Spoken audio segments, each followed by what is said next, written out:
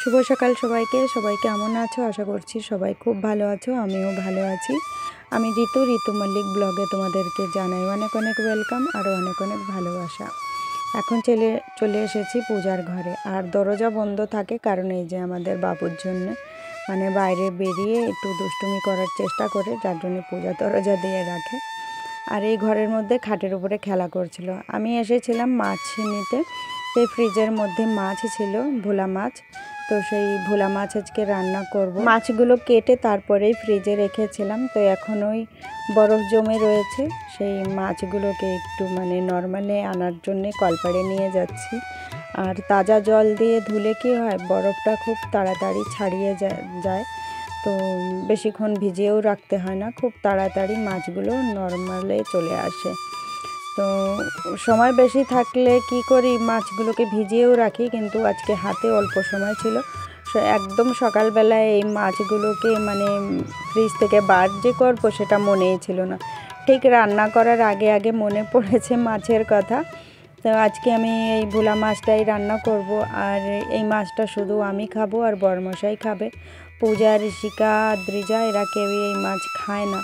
আগে আমিও বেশি একটা খেতাম না, কেমন আমার কাছে মানে একটু গন্ধ গন্ধ লাগতো। এখনও যে লাগে না তো তাও না, কিন্তু কি বলো তো, যেটা বুঝি যে শরীরের জন্য ভালো সেটা খাওয়ার চেষ্টা করি। তো অনেকের মুখেই শুনি, আবার আমি ভিডিওতেও দেখেছি যে সমুদ্রে মাছ থাইরয়েডের রোগীদের খেলে খুবই ভালো হয়, যার জন্যে সবাই আমাকে বলেছে যে কেউ খাক না খাক, তুই খা। মানে পূজা, আমার ছোট বোন, ওরা বলেছে, তো তাই এখন খাওয়ার চেষ্টা করি। খেতে খেতে মনে হচ্ছে আমি খাওয়া শিখেও গিয়েছি এখন, কিন্তু খুব একটা খারাপ লাগে না। যাই হোক, অত বেশি আগে যেরকম আমি গন্ধ পেতাম সেরকম গন্ধও পাই না। তো আজকে ভোলা মাছের সর্ষে বাটা করব। এখানে 4 পিস মাছ নিয়েছি, লবণ হলুদ মাখিয়ে এই যে একটু রেখে দেব, আর একটু সর্ষে তৈরি করে নেব, মানে বেটে নেব। তো আগে ভালো করে লবণ হলুদ মিশিয়ে ওইদিকে ওই যে বাটিতে রেখে দিলাম। এখন এই যে পাটার উপরে সর্ষে নিয়ে নিচ্ছি, ছোট চামচের 1 চামচ জিরে নিয়েছি, কয়েক কোয়া রসুন নিয়েছি, লবণ হলুদ আর 3টে কাঁচা লঙ্কা। তো আমার দিদাকে দেখতাম, উনি সর্ষে বাটতে গেলে লবণ হলুদ আর কাঁচা লঙ্কা মিশিয়ে বাটতো, আর বলতো কি এইভাবে বাটলে সর্ষের তিতে লাগে না। তো আমিও যখন বাটাবাটি করি এরকম করে করি। আর মাঝে মধ্যে যখন মাছ দিয়ে সর্ষে বাটা করি একটু রসুন দিই, অনেক সময় দিইও না, যেরকম ইলিশ মাছের রান্না করলে কিন্তু আমি মানে রসুনটা দিই না। তো আজকে দিয়েছি। রসুনটা দিলে কিন্তু খারাপ লাগে না, ভালোই লাগে। আবার যারা না খেতে চাও তারা কিন্তু না দিলেও হবে। তো রসুনটা দিলে আমার কাছে বেশি ভালো লাগে, তাই আমি রসুন দিয়েছি। সমস্ত কিছু গোছানো হয়ে গেছে, আজকে খালি একটা ওই ভোলা মাছের সর্ষে বাটাই করবো, আর কিছু করব না। তো রান্নাটা বসানোর আগে একটু চা করব। তো সবারই অল্প বেশি ঠান্ডা লেগেছে, আমার এখনও লাগেনি। ঋষিকা, দ্রিজা, পূজা, আমাদের পুরু বাবু, দ্রিজা সকালবেলায় স্কুলে চলে গিয়েছে, আর ঋষিকার স্কুলে ছুটি আছে তো যায়নি। আর তো এখন আমি 3 জনের জন্যে আগে চা করে নেব, মানে গুড়ের চা।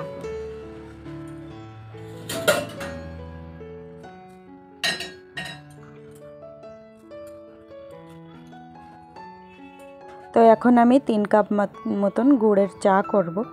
ঋষিকা আর পূজা গুড়ের চা একদমই খেতে চায় না, কিন্তু যেহেতু ঠান্ডা লেগেছে, আর এই গুড়ের চা কালিজিরে বলছি, গোলমরিচ আর আদা দিয়ে করলে কিন্তু ঠান্ডার জন্য খুবই উপকার হয়, আর গুড়টা ঠান্ডা একটু বেশি কাজ করে।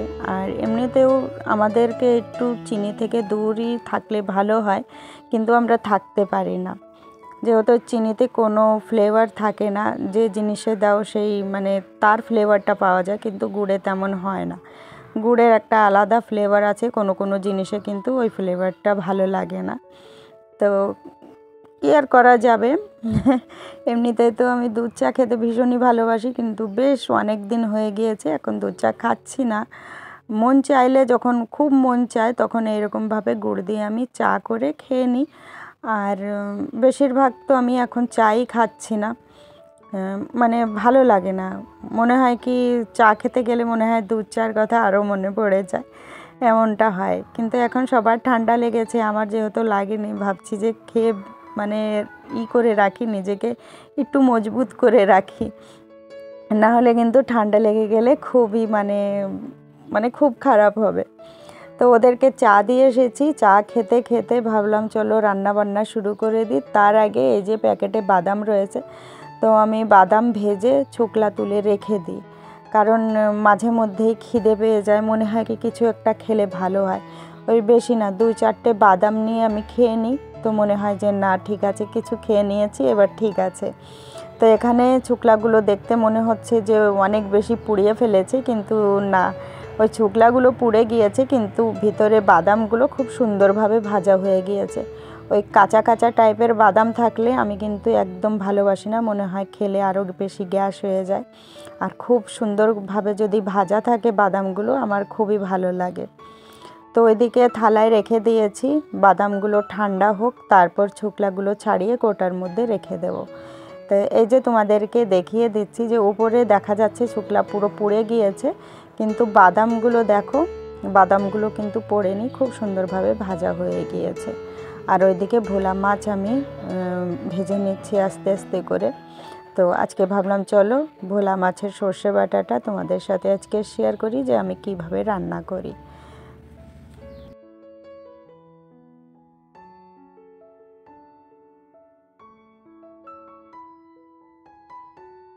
চলো এবার রান্নাটা বসিয়ে দিচ্ছি। তেলের মধ্যে দিয়ে দিয়েছি কালি জিরে, কাঁচা লঙ্কা, তারপর দিয়ে দিয়েছি কয়েকটা আলু কেটে রেখেছিলাম।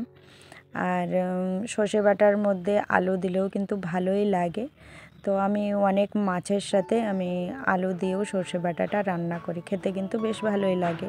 তো এই আলুর মধ্যে স্বাদ মতন লবণ হলুদ দিয়ে ভালো করে ভেজে এই যে ঝোল দিয়ে দিচ্ছি। আলুগুলো গলে গেলে এর মধ্যে দিয়ে দিচ্ছি এই যে মাছগুলো দেওয়ার পর এবার দিয়ে দেব আমি সর্ষে বাটা। আর এইগুলো পুরো লাস্টের মুহূর্তে দিই, যখন দেখি আলু গলে গিয়েছে, আর খুব বেশি জাল দেওয়া লাগবে না। তারপর কিন্তু সমস্ত কিছু দিয়ে দিচ্ছি। সর্ষে বাটার পর কাঁচা লঙ্কা কয়েকটা দিয়েছি ধনে পাতা, তারপর অল্প একটু কাঁচা সর্ষের তেল দিয়ে এই যে নাড়াচাড়া দিয়ে এখন নামিয়ে নেব। তো এইভাবে সর্ষে বাটা করে দেখো, ভোলা মাছের ভালোই লাগে। আর চাইলে আলুটাকে স্কিপ করতে পারো, আমি আলু ভীষণই ভালোবাসি, আমার খুবই ভালো লাগে। আর এই সর্ষে বাটার মধ্যে আলু দিলে কিন্তু আলুটাই খেতে মনে হয় কি বেশি টেস্টি হয়। যাই হোক, এই রান্না বান্না করতে করতে ফোন চলে এসেছিলো যে আদ্রিজাকে আনতে যেতে হবে। আদ্রিজার সাথে সাথে আমাদের পাড়ার আরেকটা ছোটো একটা বাচ্চা মেয়ে যায়, তো বরমশাই ওদের দুজনকে স্কুলে নিয়ে যায়, আবার ওখান থেকে নিয়েও আসে। ও চলে গিয়েছে এক জায়গায় ভাড়ায়, তো আমাকে বলেছে গিয়ে নিয়ে আসতে। এবার সংসারের সমস্ত কিছু কাজ গুছিয়ে তারপরে দৌড়িয়ে চলে গিয়েছি ওদেরকে আনতে। এনে এই যে এখন খাওয়া দাওয়া করে নেব। আজকে আমার ঘাড়েও অনেকগুলো কাজের চাপ আছে, মানে বলে বোঝাতে পারবো না। আর আমি ভেবে পারছি না কোনটা আগে করব কোনটা পরে করব। এর মধ্যে আমার ভিডিওর এডিটিংটাও একটু বাকি রয়েছে, কারণ আমি রাত্রে এডিটিং একদম করতে পারি না, আমার খুব ঘুম পেয়ে যায়, এর জন্যে আমি ঘুমিয়ে পড়ি। আর সেই এডিটিংটা আমাকে পরের দিনে করতে হয়। এডিটিংয়ের সাথে সাথে সংসারের কাজ করতে হয়, তারপর যদি এরকম ফোন এসে যায় যে আমার কাজটা তুমিও করে দাও, তো তখন হয়ে যায় মানে আমার মাথা খারাপ, কোনটা আগে করব কোনটা পরে করব, নাও করতে পারি না। কারণ হচ্ছে সব দিকটাই দেখতে হয়। যেহেতু বরমশাই একটু গিয়েছিল অন্য জায়গায় ভাড়ায়, তো ওখানে গেলে একটু বেশি টাকা পাবে, এই কারণে আমাকে ছুটতে হয়েছিল। আর আজকে আমাকে আমার ননদের ব্লাউজটাও সেলাই করে দিতে হবে, কারণ ওরা কাশ্মীর যাবে, হাতে মাত্র একদিন সময় আছে। তাই ভাবছিলাম আজকে সেলাইটা কমপ্লিট হয়ে গেলে কালকে বাকি কাজগুলো করে ফেলে ওর ব্লাউজটা রেডি হয়ে যাবে।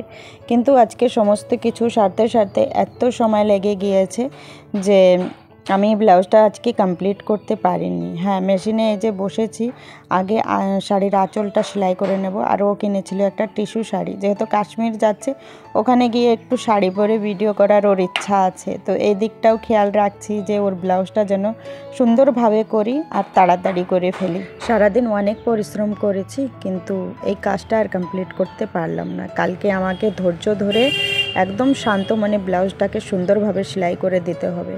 এর জন্যে তোমাদের সাথে 2 দিন ভিডিও দিইনি, কারণ ব্লাউজের সাথে সাথে আরও আরও অনেক কিছু কাজ এমন ছিল যেটা খুব ইম্পর্ট্যান্ট ছিল। যাই হোক, জানি তোমরা রাগ করবে না, তোমরা সবাই আমাকে খুব ভালোবাসো। চলো ফিরে দেখা হবে কাল।